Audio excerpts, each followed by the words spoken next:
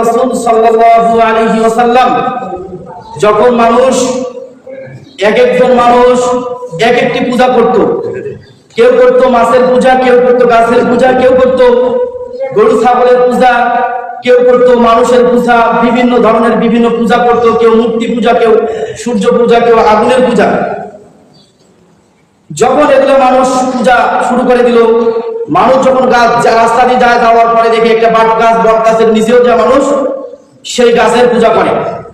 যখন দেখলো মানুষ আগুনের পূজা, মাছের পূজা, এক এক ধরনের এক একটা পূজা শুরু করে দিল, তখন আল্লাহ রাসূল সাল্লাল্লাহু আলাইহি ওয়াসাল্লাম বললেন, কুল হুয়াল্লাহু আহাদ, আল্লাহ হচ্ছেন এক।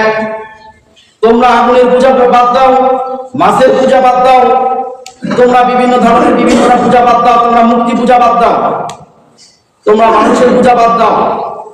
কুল হুয়াল্লাহু আহাদ, আল্লাহ হচ্ছেন এক। তোমরা আল্লাহর দিকে আসো, এক আল্লাহকে তোমরা ইবাদত করো, এক আল্লাহর আনুগত্য করো। তখন মানুষেরা হাসাহাসি শুরু করে দিল যে মুহাম্মদ বলে আবার কি যে এক নাকি আল্লাহ আছে, আমাদের খোদার তো পরিচয় আছে। হিন্দু ঘরে হচ্ছে 33 কোটি দেবী, ইহুদি বৌদ্ধ খ্রিস্টান প্রত্যেকটি মূর্তি পূজার বংশের পরিচয় আছে। এক একটি যারা যে একটি গাছের যে পূজা করতো সেই গাছটার পরিচয় ছিল, যা যে মূর্তি পূজা করতো সব মূর্তি পূজার পরিচয় ছিল। কিন্তু মুহাম্মদ বলে এক আল্লাহ নাকি, যে আল্লাহর কি পরিচয়? আমার মূর্তি আমরা বানিয়েছি পাথর দিয়ে। আর মুহাম্মদ তোমার আল্লাহ কি দিয়ে তোমরা বানাইছো? তোমরা কি ইয়া দিয়ে বানাও? তোমরা কি স্বর্ণ রূপা দিয়ে তৈরি করেছো? তোমরা কি দিয়ে তোমার খোদাকে তুমি বানাইছো? আমার খোদা তো আমি বানাইছি পাথর দিয়ে, বিভিন্ন মাটি দিয়ে বানিয়েছি। আমার খোদাকে আমি এরকম করে বানিয়েছি। তোমার খোদার নাম কি? তুমি বলো, তোমার খোদার পরিচয় দাও। হে মুহাম্মদ, তুমি তোমার খোদার পরিচয় দাও। তুমি তোমার রবের পরিচয় দাও। তোমার রবের কি পরিচয়? আল্লাহ রাব্বুল আলামিন সূরাতুল ইখলাস তখন নাযিল করে দিয়েছেন। বলেন সুবহানাল্লাহ। আল্লাহ রাব্বুল আলামিন বলেন, কুল হুয়াল্লাহু আহাদ, আল্লাহ এক। ওই সময় মানুষ মূর্তি পূজা করত, গাছের পূজা করত, মানুষের পূজা করত। এখন কি সমাজে পীর পূজা নাই? আছে কি আছে না? এখন কি সমাজে তাবিজ পূজা আছে কি আছে না? এখন কি সমাজে নেতা পূজা আছে কি আছে না? তখনও এটা ছিল, এখনো আছে। আল্লাহ রাব্বুল আলামিন টার্গেট করে বলছেন, যারা তোমরা ঈমান এনেছো, কুল হুয়াল্লাহু আহাদ, তোমার রব হচ্ছে এক, অদ্বিতীয়, তোমার কোনো রব নাই। তুমি তোমার রবের ইবাদত করো, তুমি কোনো মানুষের ইবাদত করো না। আগের যুগে রাসূল সাল্লাল্লাহু আলাইহি সাল্লাম যাদেরকে টার্গেট করে বলছেন, আগের যুগে যারা নমরুদ ফিরাউনের আনুগত্য করছিল, নমরুদ ফিরাউনের লোগো লাগাইছিল। এখনকার সমাজে মানুষের লোগো, এই যে জামাত এখানে নিয়ে বার হয় না? কেউ শেখ মুজিবের আদর্শ, শেখ মুজিবের এখানে লোগো নিয়ে নেয় কি নেয় না? লোগো নিয়ে বার হয়। তারা শেখ মুজিবের আদর্শ পালন করে, অর্থাৎ তার পীর পূজা করে। যদি কোনো মানুষের আনুগত্য করতে পারবে না, হ্যাঁ ওই মানুষের আনুগত্য করতে পারবে। ইয়া আইয়ুহাল্লাযীনা আমানু আতিউল্লাহা ওয়া আতিউর রাসূল ওয়া উলিল আমরি মিনকুম, তোমরা আল্লাহর আনুগত্য করো, রাসূলের আনুগত্য করো। উলিল আমর, তোমাদের মধ্যে যারা উলিল আমর, যারা শাসককে আল্লাহ তাআলা বলছেন, যেই শাসক কোরআন এবং হাদিস, মানে যেই শাসক কোরআন এবং সুন্নাহ মোতাবেক চলে, তোমরা সেই শাসকের আনুগত্য করা তোমাদের জন্য ফরজ। বলেন সুবহানাল্লাহ। যেই শাসক কোরআন হাদিসের আনুগত্য করে না, ওই শাসকের আনুগত্য করা হারাম করে দিয়েছেন। কি করা হারাম করে দিয়েছেন? তাহলে যেই শাসক, আল্লাহ রাব্বুল আলামিন বলেন, কালিমাতুল উলিয়া, কালিমা থাকবে সব সময় উপরে, কালিমা থাকবে সব সময় উপরে। মুসলমান ইমানদারের কালিমা কোথায় থাকবে? সব সময় উপরে থাকবে। কিন্তু আমাদের কালিমা হচ্ছে নিচে। আর আমরা বাবা দাদার ছবি টাঙিয়ে দিছি অফিস আদালতে সব জায়গায়, সেখানে হচ্ছে ঈমান ভঙ্গের কারণ। বলেন ঠিক কিনা? আল্লাহ রাব্বুল আলামিন বলছে, কালিমাতুল উলিয়া, কালিমা থাকবে সব সময় মুসলমানদের উপরে। কালিমা হচ্ছে মুসলমানদের হাতিয়ার। কালিমা হচ্ছে আল্লাহু আকবার, হচ্ছে মুসলমানদের হাতিয়ার। তাইলে আল্লাহ রাব্বুল আলামিন বলেন, কুল হুয়াল্লাহু আহাদ, আল্লাহ হচ্ছেন এক। তোমরা কারো পূজা করো না, কোনো মানুষের পূজা করো না। তোমরা তোমাদের রব হচ্ছেন এক, তোমাদের রবের আনুগত্য করতেই হবে। তোমার রবের আনুগত্য করতে হবে। তাহলে এই সূরার নামকরণ হচ্ছে, এই সূরাটা বিভিন্ন 114টা সূরার মধ্যে প্রত্যেকটি 2টি সূরা বাদ দিয়ে 112টি সূরার মধ্যে থেকে নামকরণ করা হয়েছে। কিন্তু সূরা ফাতিহা, সূরা ইখলাস সূরার মধ্য থেকে, সূরার আয়াত থেকে সূরা নামকরণ করা হয় নাই। সূরা ইখলাস সূরার মধ্যে নাই, সূরা ফাতিহা সূরাতুল ফাতিহার মধ্যে নাই।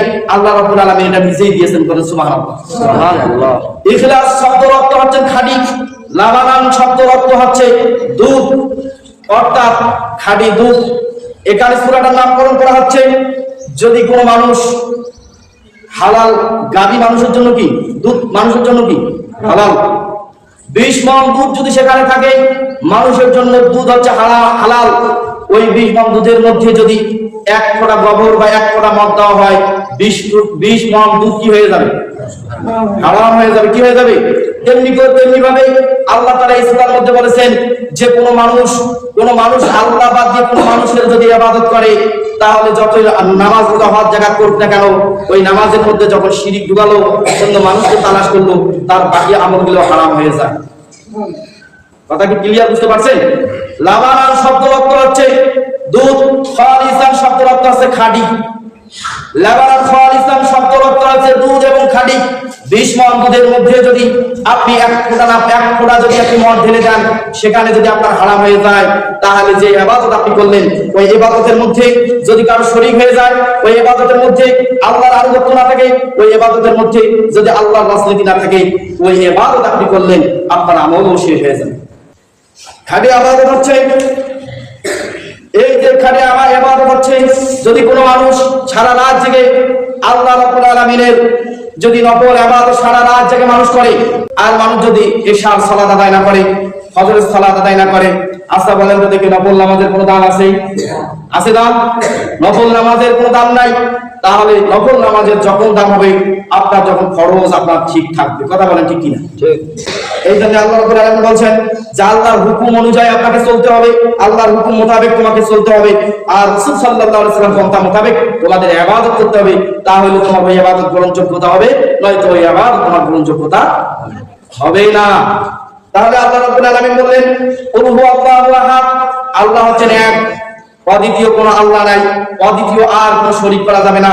যারা শরীক করে তারাই হচ্ছে মুশরিক। তারাই কি? একমাত্র কুল হুয়াল্লাহু আহাদ, আল্লাহ হচ্ছেন এক, আল্লাহ হচ্ছেন আইনদাতা, আল্লাহ হচ্ছেন বিধানদাতা, আল্লাহর হুকুম মোতাবেক মুসলমানদের চলতে হবে।